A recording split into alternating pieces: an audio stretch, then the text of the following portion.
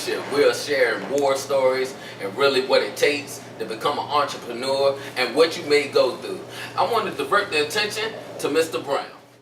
My entrepreneurship spirit, I believe it goes all the way back to when I was about 12 years old. That's when I had the knack for cutting grass. So I had a knack. Well, first I learned from cutting my own grass. That's one of the responsibilities. But then when I got paid to cut my own grass, I was like, this could make me some money. How about I take this same skill and use it to cut the neighbor's grass? Right. And I got money from cutting the neighbor's grass. So then that entrepreneurship skill started to sharpen. So I took it to the next neighborhood over. You know, you riding your bike with the lawnmower behind, dragging the lawnmower, but that was me. But that's when I really saw that it's not a bad thing. I was working for myself. So at 12 years old, I started, trying to figure out how else to make money for myself. So that led to me getting clothes at 12 years old, t-shirts. And I was selling t-shirts that I bought from a guy that I actually did some work with outside, summertime. I did a little bit of work inside his store, cleaning up, sweeping floors, and he gave me t-shirts. So I would sell those t-shirts to some of the kids that was in the neighborhood. So there was another way that I sharpened my entrepreneurship skill.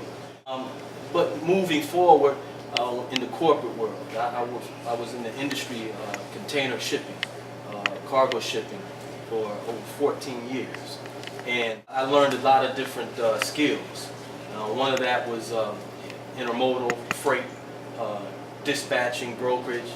So in my exit from that industry, I thought, well, why don't I take this skill and use it towards benefiting me? And it went back to that kid with a lawnmower. So I figured, why not try to use this skill to make some money, support my family, support myself, and then, just having something of your own. It took time to craft this. So do I let it go to waste and keep working for someone who's going to always undervalue your talents? Or do you take this and try to make something, make your own value, put your own value? And that's something that it's still been written, but it's something that I'm constantly trying to perfect, entrepreneurship spirit. And it goes towards other things too as well, because now I'm into clothing, and now I'm into other things outside some network marketing.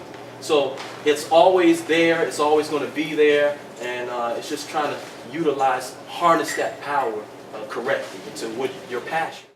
When I talk to entrepreneurs, something always comes up in their youth. No one ever says to me, well, I was 25 and then all of a sudden I caught the bug. There's always something from the childhood. And I remember going door to door, doing door-to-door sales. And people hated it and I loved it.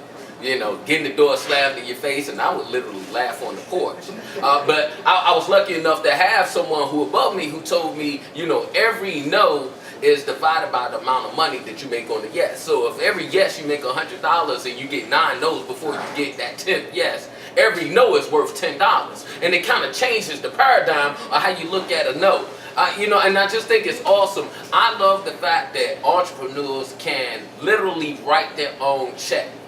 But when we talk about being your own boss, I think that's an element that goes over a lot of people's head. And I want to go to the resident of entrepreneurs on this panel. Being your own boss doesn't mean you get to do what you want to do. It means doing what you would do if you had a boss. Can you please share your story with the audience?